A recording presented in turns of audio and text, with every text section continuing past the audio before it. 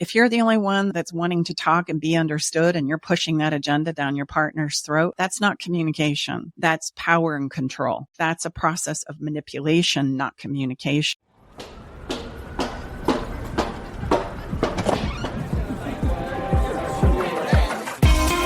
Hi, thank you for coming. Welcome to the Love Shack.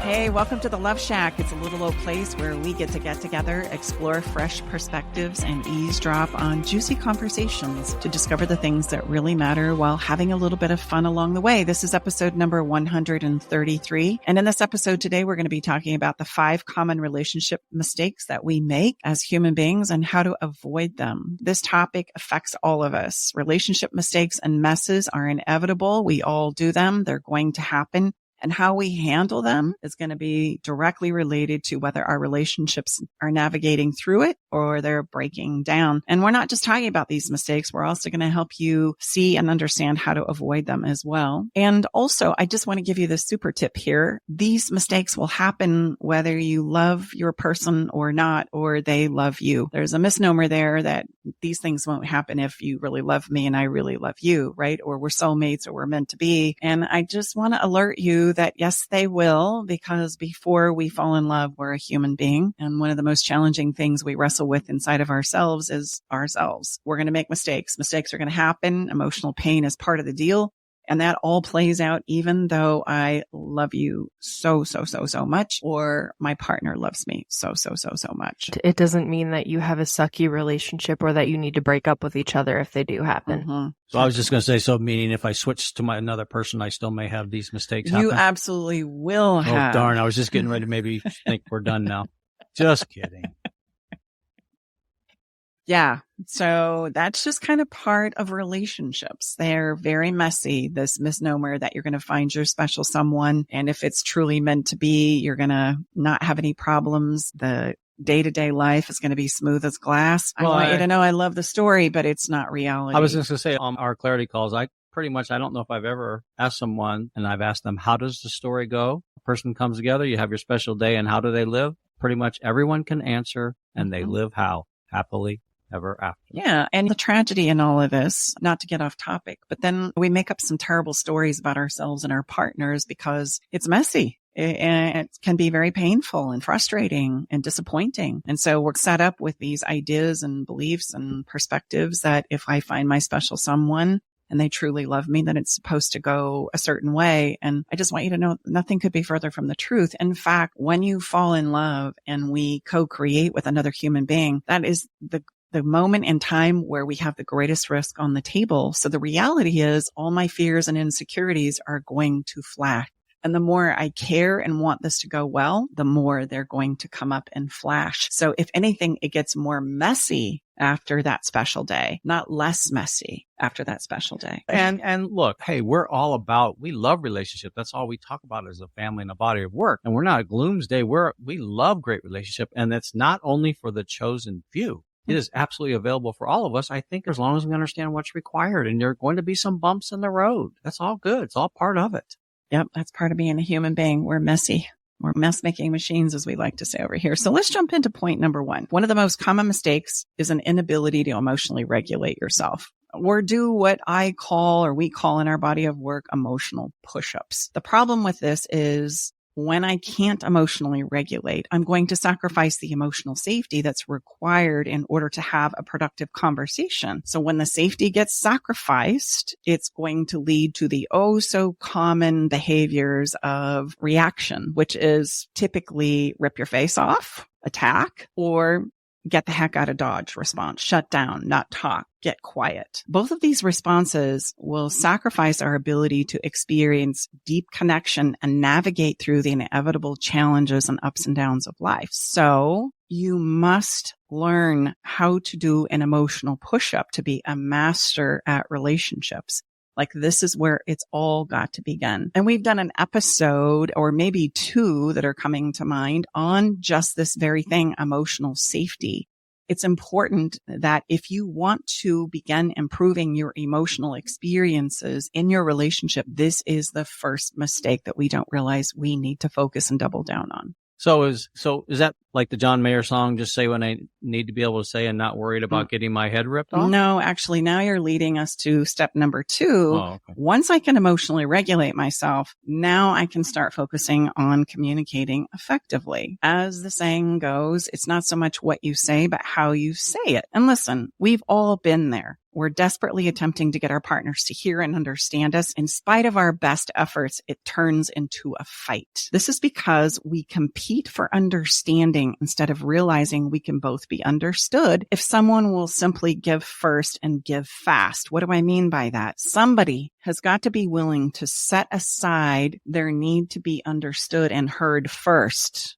Not at all, but first, so that you can give the understanding and the listening to one person, and then the other person can be listened to and heard as well. Do you find that's hard when you're working with someone one-on-one, or a couple one-on-one, where he or she is worried that they're not going to get their say? Mm-hmm. In fact, I've watched people literally, they're like on the couch. If you're listening to this on the podcast, I'm wiggling my body on the video. And you're shaking it's our like table. they are You're shaking our table because they are doing everything they possibly can to just keep it together long enough until they get their turn. Now, are they listening in that moment? No, absolutely not. But that's where it's got to begin, right? So again, if I don't have the ability to emotionally regulate, being able to listen and get to the point or the goal of understanding is going to be sacrificed.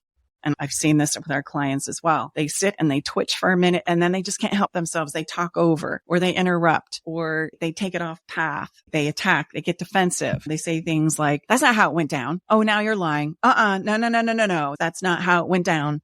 Or, hey, come on. We talked about this. I told you that you were a narcissist. So you need to just come clean. They're needing to be validated and heard so much so, and their inability to emotionally regulate themselves puts them in this place where they're constantly jumping in, talking over, negating, dismissing what's being shared, and the ability to actually understand is gone. So this give first, give fast idea is that I'm willing to set my agenda aside for a moment and just hone in on listening and understanding where you're coming first. And then I'm going to request that you give that back to me, that there's an exchange there, a give and receive there in our communication. And that's really important. So somebody's got to go first.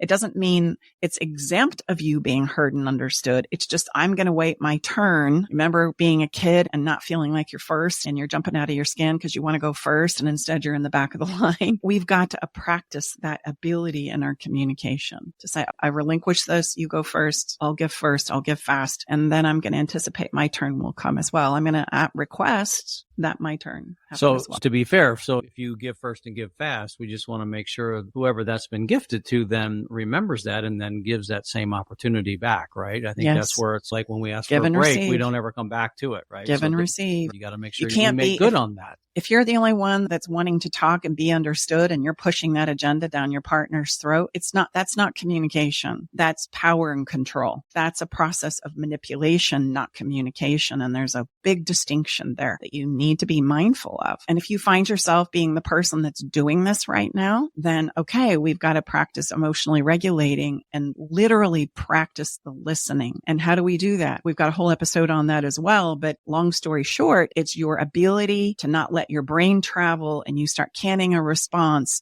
It's focusing in on what your partner is saying and asking them questions about that. Because the goal of any communication between lovers is that of understanding where everybody is coming from. Not about what happened, not about what went down, not about the latest quiz or blog article that you read on the internet that basically diagnoses and labels such and so as blah. It's listening. What's coming up for you? Where are you at? How can I help you? How can I support you? Help me understand why this happened. Where are you living? What are you needing from me? Those are all really great questions that we should be asking in the listening position. And then, I know you've got some things to say too. And there will be a moment that will come after the person has been understood that you can then step in and say, I'd like a turn now and I'd like to be heard too. Would you please just listen to me now? There should be a give and receive that is absolutely practiced there. I also want you to know while I'm here that that's how we set it up for a win. And in our video, Rebuild Trust in Our Relationship Now, as well as an episode on podcasts, you can dive deeper into this principle.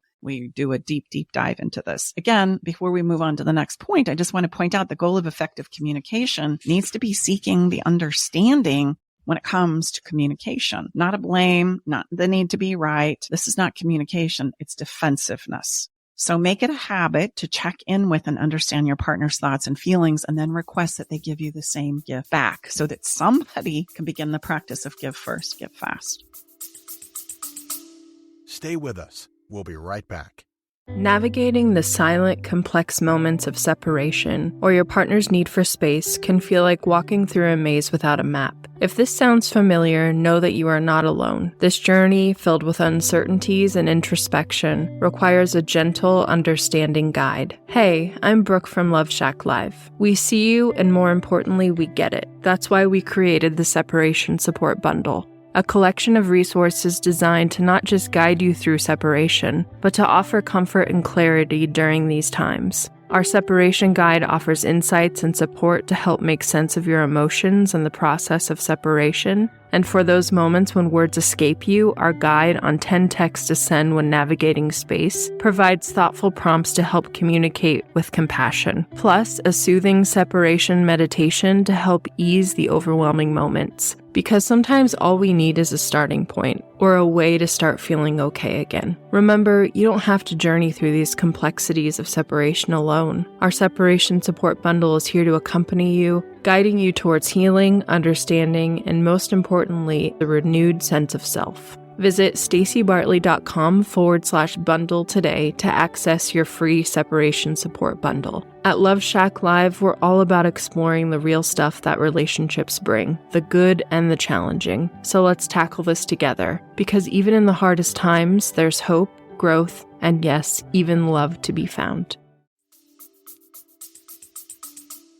Well, and I think it's really important to remember genuine curiosity will slow the emotion down. Mm-hmm. So if we're genuinely curious and we can remember to pause and breathe, slow our brain down, and ask questions in a way that is genuine, going to help our special someone, our husband, our wife, our partner, as well as us. It's just how it works. So we can forget everything. Just remember genuine curiosity. Love it. Our third mistake is holding on to past mistakes. Oh boy. You knew that one was going to be in there, right? Why is that such a problem? Anybody want to chime in? Why is holding on to past mistakes such a problem? Because it keeps us stuck in the past, which, is in the name of the mistake, but also we make decisions based on believing that it's still happening. So if we're obsessed with the past, which, if you are, we're not saying that you're bad or that you are stupid for thinking these things, because it's just natural as a human to want to protect ourselves from past hurts. So we believe that to do that, we have to obsess about the past and monitor the past and bring up the past anytime we're triggered. But what we don't realize is that by doing that, we are acting as though those things are already happening. And that's how we're showing up in our relationship. That's exactly it. As humans, we have this illusion that if we hold on to the past, it will prevent us from having more emotional pain of an unwanted experience. And the reality is, when we hold on to it, it is held as though it's still happening. That's how I remind myself to not let it go, is I obsess about it. I ruminate on it. I continuously remind myself that it happened. And so I refuse to let it go. What we don't realize here is, if you don't forget the past, it has you showing up and living as though it's still happening. And you're going to stack and make decisions on that, just like Brooke said,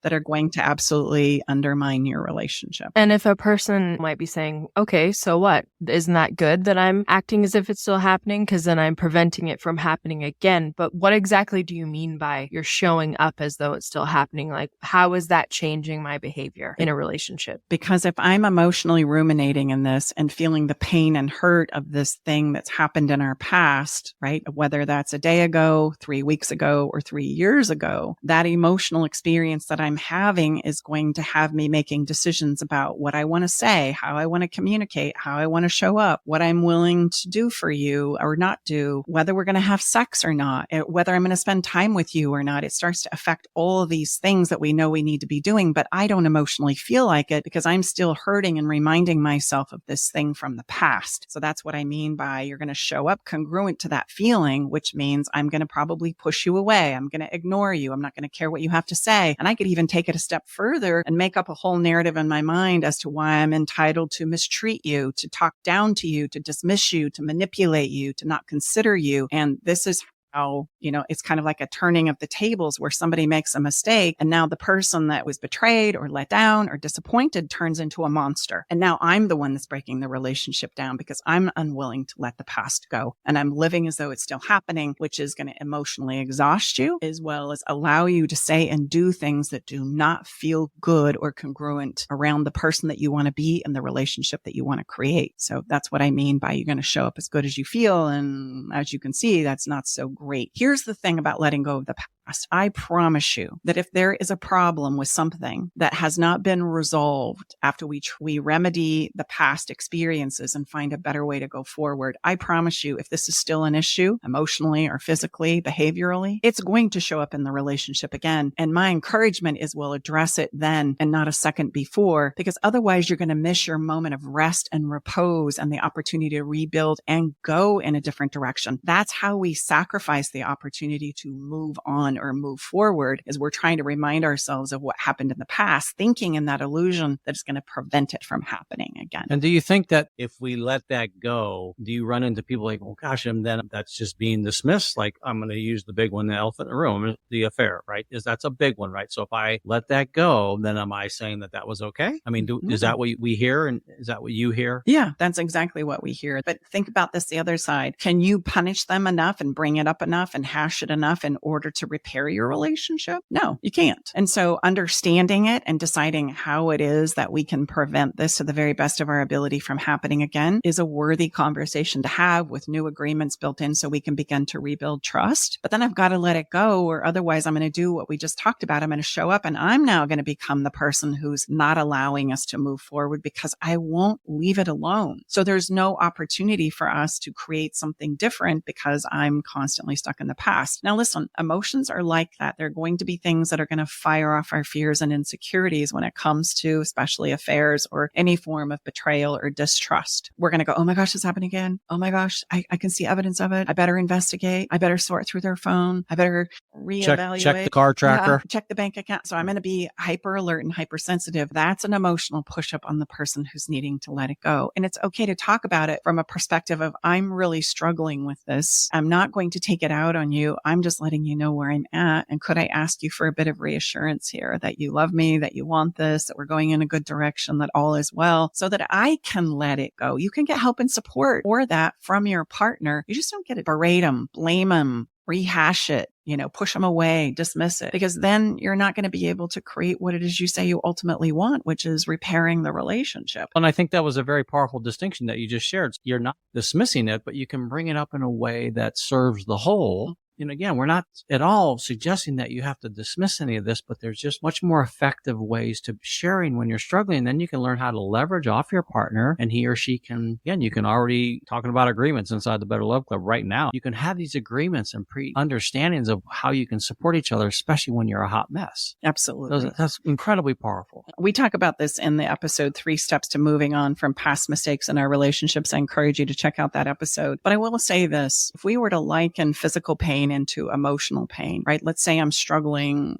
and something egregious happened. There was a major surgery that one of us went through, because an affair and a betrayal and distrust can feel like a major surgery. Like, whoa, holy cow. Think about how you alleviate physical pain. Some days are really, really challenging. Oh, geez. And you can't get the pain under control, but you continuously are trying different remedies in order to ease it. You loaded me up the car one day and says, we're getting out of here. And you took me up to a beer fest. I had my walker and everything. I was walking around this little beer fest with my walker when I got my knee repair. But it was very helpful.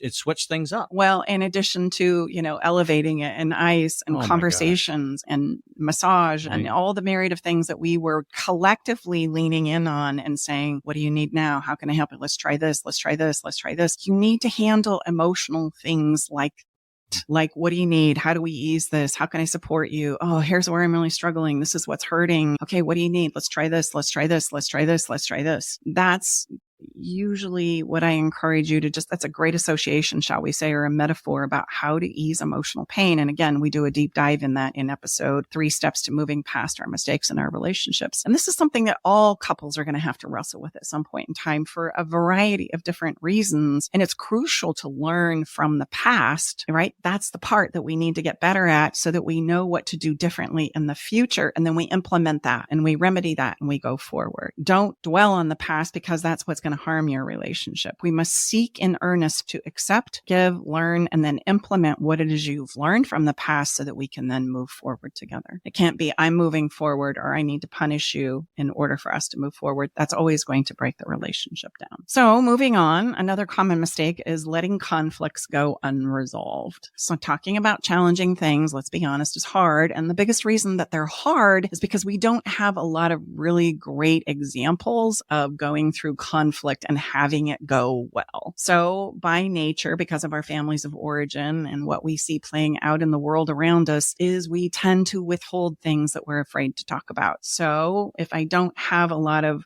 skills and awareness and acumen and experience that help me understand that stepping into this conflict is actually going to resolve it, then I'm going to have a tendency to not want to resolve it at all. And then that just puts me in a place where I'm crossing my fingers and just hope that this is going to go well. And this sets us up for frustration, resentment, out, a cycle of fighting that escalates. Like this is how that all happens is I'm unwilling to, or don't know how to, or terrified of addressing the conflicts from our past experience. I was going to say, how often do we all hear, we seem to be having these conversations and we just go around and around and around. Yeah, you do. And that's why, is because we don't know how to get through the conflict and we don't have great examples in regards to what that looks like to getting through to the other side. I would also say that couples who say that they never fight, it's not because they have no conflict. It's because they're avoiding any conflict. Mm-hmm. I love that, Brooke. Thanks for bringing that one up, because the net result of saying, oh, we never fight, they fall out of love. That's what happens.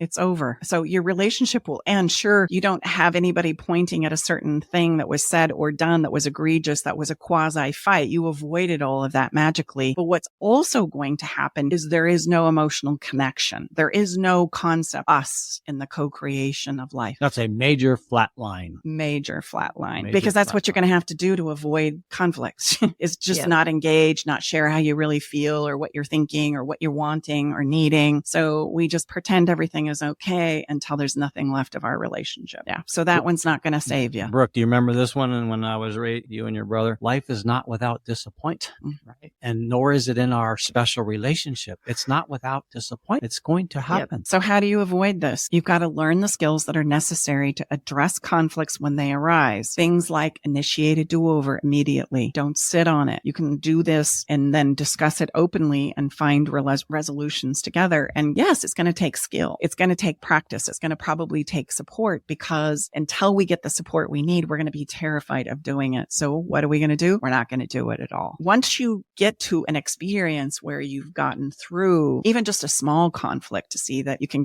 pop out on the other side, then it's like, oh my gosh, that really worked. Holy cow. Okay. They're always going to probably make your armpits sweat. However, the more experiences and examples you have of getting through them, the more likely you are to step into them. Also, let's just be real here. You're not going to be able to do this on your own. Like, you're not going to be able to say, okay, we avoid conflict, and then all of a sudden you're going to become an amazing conflict resolution team. You need help. So how do you get help? You join the Better Love Club. Go to thebetterloveclub.com. All the information is there. If you want to join us for a Monday night class and test us out for $35, email us love@staceybartley.com. We'll get you set up. Yes, listening to this episode is the first step in getting better at these things, but listening to a 40-minute episode is not going to be all that you need to start doing these things on your own, because you're going to make messes when you try to clean them up. So as funny as that sounds, like, yeah, you're gonna try to get better at relationships, but when we do that, just like when you try to learn how to ride a bike, you fall down. The same thing happens here. So why don't you set yourself up for success by putting support in place on the front side, so that when you start to get better at these things, you have someone there like us three to help you and guide you and make it okay when you fall down, and you can get back up so much quicker. I love that. And I'm going to stack on that, if I may. One of the most perplexing and frustrating things about the work that we do is that all of a sudden somebody will come in to save their relationship, to get help and support, and then the relationship blows sky high,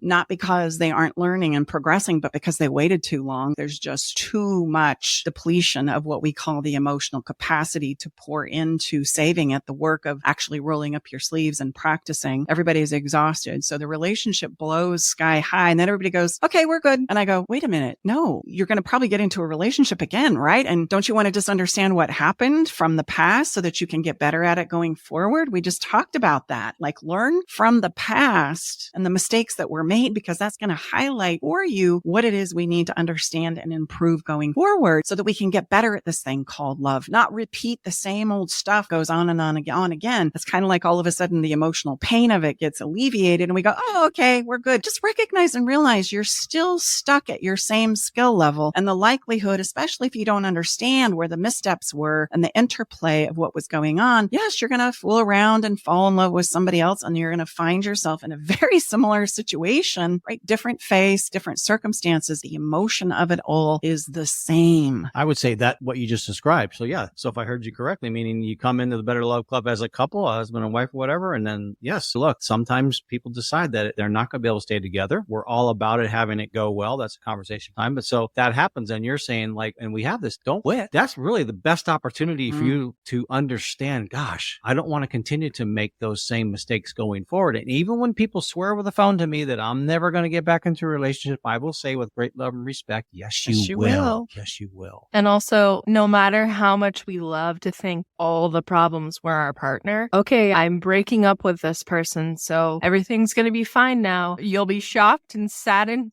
to see that the same problems are going to follow you into the next relationship. It takes two to tango. So those same problems, maybe they will be a little different. The parts that you contributed in, because we all do, we all contribute issues into our relationships, whether or not we like it. Those are still going to be there. So why not set yourself up for success and learn how to navigate them as they show up rather than waiting till your relationship is almost going to end again? What's your quote about the scene of the crime? Oh, there's always someone hanging around the scene of the crime, and that someone is you. Oh, regardless of how it went down, things that you're not wanting to face or look at or work with. And you think because of, we tend to, I call it the fart in the room. If I feel like I'm doing my best, then there's only one other person in this relationship and that's you. So it must be your fault. And we can get on a bandwagon of blame there. And it's easy for any of us to do if we're not mindful of it. And while you guys were sharing too, I was traveling back in my own mind's eye about some of the disbeliefs that I had about where I would find myself again and again and again in relationships. And guys, it took me seven,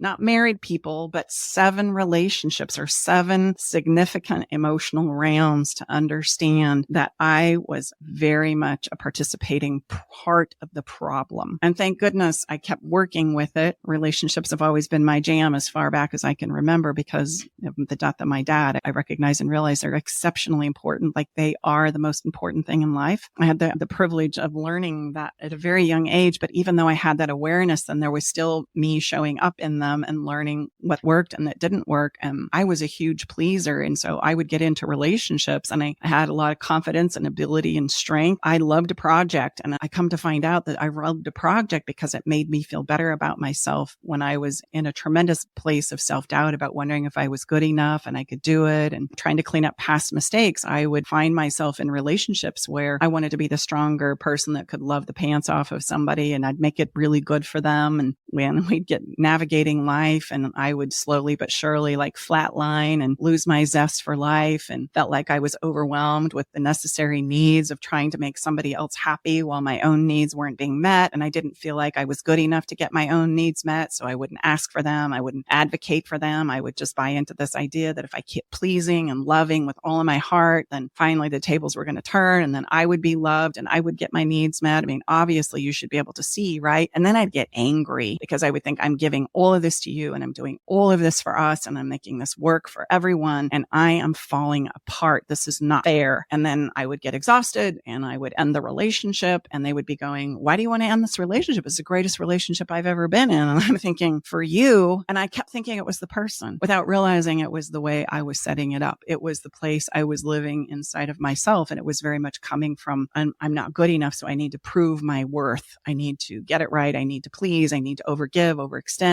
And like I said, that took me 7 to understand and recognize. And just realize, so this is why we're so passionate, and it doesn't have to take you 7. If it does, it's okay. But the point here is everything we do is to shorten the process. It's all about creating new momentum. Why? Because you will absolutely guaranteed run out of gas at some point in time. What I would have done for somebody to just help me explain that and help me see that maybe after relationship 2, 1, I would dismiss it for sure. We do. Oh yeah, it was totally them. 2, you kind of start to go, wait a minute. How come this feels a lot like back the last? Back to the quote you just shared. Yeah. There's a common denominator in this, and it's me. And if somebody would have at that point said, look, let me help you see this. Let me help you understand how relationships work. Let me understand how you're setting it up and where you need to take responsibility for what's happening here. Oh my gosh, that would have been such a lifesaver. And to sum it all up, what you are going to do is what I did, where I got a divorce and had a ton of unresolved issues. And then I was yelling at my new partner for what I should have resolved in my past relationship. Mm-hmm. Yep, that happens too. I'm sure I've done that. I'm sure you as our listener has done that. That's how these things continue to play out over and over and over again. And here's the thing. Relationships really do have a wonderful aspect to them that very few of us get to live in. And it's because we won't take the time to study them and learn them and practice what's required in order for us to be more successful with them. All of the signs and opportunity is there. It's just we won't take it. We won't look at it. We won't do a deep dive and practice. And until we're willing to do that, we're not going to get better at love, just like we wouldn't get better at anything else we didn't spend any time with. So just recognize and realize the principles that govern life apply to relationships as well. And so that's why we as a team just become really brokenhearted and disappointed when people go, oh, the relationship blew up. So I'm good now. They're gone. The problem is gone. No, it's not. This is that moment where I wish I could have found somebody to say, let me help you understand what just played out. And I would say it's exactly why we have set up our Better Love Club very strategically, how life typically happens, meaning you can maybe start as a couple and then something happens, or you could not start as a couple, and because usually 2 people at the same time don't raise their hands. So there's so many things that we have built into it because we're trying to do everything we can as how things normally go, not story. Okay. So it doesn't matter if you're individual or you're a couple, we're going to be in a relationship because that's what the numbers tell us. So this is also a long play. Like Stacey said, what other part of life that you've had success in? I would challenge you. Has it been without what I call the currency of commitment? Time, money, focus, energy? No, not for me. Well, so that's great news. I always remind people because that's what's available. If you apply that same currency to your relationship, you will have success. Now, just like other successes, it's not without bumps in the road, but they make you stronger. Let's just be fair. So that's a good news. It's a good news message. It's good news. So roll up your sleeves and join us. All right. Our final mistake. We should probably move on to that. Let's go. Last one here. And so the final mistake is neglecting your partner's needs. That's a mistake because we start to say, I'm more entitled to get my needs met than you are because of what you've done or what you've said or didn't do or say that I've been waiting around to hear. And essentially what we start doing is we dismiss them. And the reality is you don't understand them and you struggle with meeting their needs. And yeah, I get it. My needs aren't being met. I just shared a story, actually a tale of many years where I would find myself in this very same conversation. I would give and give and give, and then I wouldn't get my needs met. And so I'd stop giving. And I'd start pushing them away. And then I'd start meeting my own needs, but none of this is communicated. None of this is vetted out. It's all a mechanism that's happening in my own mind and rationale. And I could find evidence to support any and all of it. And so then I would stop meeting my partner's needs and I'd start pushing them out and realize if we're talking co-creation, which is what a relationship is, the minute I'm starting to push either one of us out, I pull away myself, or I push my partner out, we're no longer in co-creation anymore. And it's a huge mistake that we make. Now, I'm not professing that you have to overextend or overget like I did in a relationship to not make this mistake. That's not what I'm saying. I'm saying you need to learn how to advocate for your own needs and wants, and you need to allow your partner to do the same. And it's kind of like going back to that give first, give fast thing. It's that there's a give and a receive on both sides. And we need to do this in regards to getting our emotional needs met as well, because dismissing them is going to break our relationship down even further. And this can all be avoided by recognizing I have needs that I can talk about and share with you. And I'm still open, even though we're going through a difficult time, to do my best to meet the needs that I know are critically important to you as well. And I bet if you surveyed hundreds 100 couples, or gosh, let's even make it a smaller pool. 100's good. Let's go with 100. Changing my mind here. I bet if you surveyed 100 couples, out of those 100 couples, very few would even know what the emotional needs of their partner are. They're going to talk to you about where their emotional needs aren't getting met. And then they're going to profess that they've actually shared them with their partner. And in doing so, that's the conversation that entitles them to dismiss, belittle, criticize, push away, shut down. And so we can really get stuck in this conversation instead of genuinely having a conversation, as we've talked about before, really understanding in the specifics of what it is you emotionally need. And then us practicing to meet those conversations don't happen. And it's not, you're not looking to figure your partner out, right? You're simply creating the space where he or she can share with what's going on. Most of the time, we're not looking for advice. We're simply looking to be heard. My favorite question is, how can I support you? What's going on for you? And then here's how you can support me if you're willing. And I think we get confused because many times our partner's needs are not the same as ours. So that's why it can be maybe easy to dismiss them. Well, if we truly love our special someone, then I want to know what Stacy needs, because we always say, I want to get back to the good stuff as fast as possible. That's really the whole point here, is let's get through the mess so we can get back to the good stuff as quickly as possible. If there's anything we maybe do differently than anybody else, we're human just like everyone, is we're good at cleaning up the messes pretty darn quickly. I want to get back to the good stuff quickly and efficiently. And we've done it thousands and thousands and thousands of times, and we'll continue to do it thousands and thousands and thousands of times. And here's the kicker. If I feel like my emotional needs are met, like that of support, that we're on the same team, that we're in this together, we can be going through a very challenging time, and I'm not going to want to leave the relationship. I only want to leave the relationship when I feel like my emotional needs are not being met. Because if my emotional needs are being met, we're going to make it through the kids and the financial challenges and the work issues and the household tasks. We're going to find a way, because if my emotional needs are met as a human being, I want to stick around. I really want to stick around. So I think we overstep this very simple principle very, very often, and we don't give it the time and attention that it deserves. The emotional needs and the meeting of those, the continuous dialogue about meeting them and how I might get better, is truly where the gold is. Well, and it's important because they're always going to be changing too. That's why this is a very long play, right? Come on. We're navigating times that none of us have ever lived through in every facet of our life. So the stakes are going to get higher. I don't know what's going to change in the future, but what I know for sure is we're going to need to get really good at this because of the magnitude and the pace of what's coming at us in other places. And here's the final thought on this is, if you allow your partner to really teach you how to love them best, like really how to meet their emotional needs, there's two parts to this. I've got to do that digging within inside of myself to be able to teach you that. And very few of us are willing to do that. That's an important, worthy goal. And then being open and ready for my partner to teach me that without thinking I know better, I know what they need, or dismissing what it is they say they need because it's not something I need. Be mindful of those things. Literally, it's at this moment I can show up and love them in a way that they truly desire. Even though it might not be my way, it's not about me if I'm trying to meet my partner's needs. It's about them feeling like they have what they need, and it's going to be different than what you need. And these conversations don't happen all that often. Out of that 100, I would bet 1% of all couples have the conversations about truly meeting our needs. We think we're talking about meeting my needs by my criticism, my belittling, my shutting down, banging on you to, you never talk to me anymore. You never bring me flowers anymore. You never take me out on a date anymore. That's not what we're talking about. I'm saying, if you could say these words and hold me like this, that would make a world of difference for me. Well, I can say it's one of the top things we hear when people are having trouble, that their needs are not getting met. So we know that it's not happening a lot, because the majority of people that come and work with us, that's one of the main reasons why, because they want to learn how to overcome this challenge. It's happening all the time. Yeah. And we spend a lot of time in our sessions helping couples get very specific about what that emotional need is. And the conversation always starts out as a blank stare.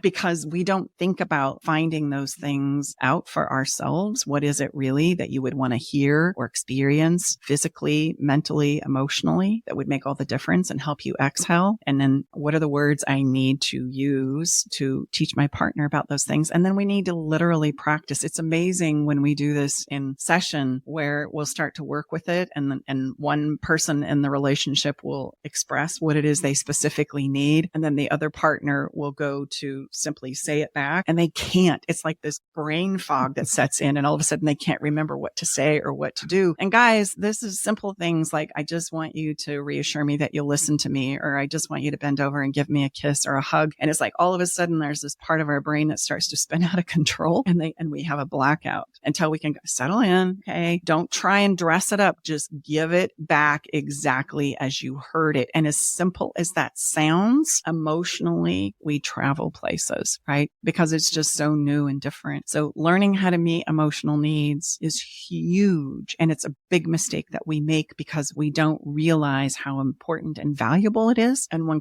clients walk out of my office and those emotional needs have finally been met, I just want to point out the circumstances of their life didn't change, but boy, do they feel better about things right now in that moment. Absolutely. So it's really powerful stuff that we totally negate. And just like we've already said today in this episode, more on these topics that we've talked about, overcoming these mistakes, is absolutely found and shared inside of the Better Love Club. And we have a whole pillar dedicated to emotional weightlifting, for example, and a whole pillar dedicated to communication, and several ways for you to learn how to teach your partner how to love you best. So you can join today by going to thebetterloveclub.com. And I think, as we've highlighted already, but I think it deserves an exclamation point, please don't wait. If you're struggling and you're finding that you're relating and resonating with many of the mistakes that we've talked about, or even one of the mistakes that we've talked about in today's episode, then please check it out sooner rather than later. Don't sit on it, because the reality is we don't end relationships because there's not potential and things that are possible going forward into our future. We end them because we simply run out of emotional gas to work on it. We sit and wait until we're just completely exhausted.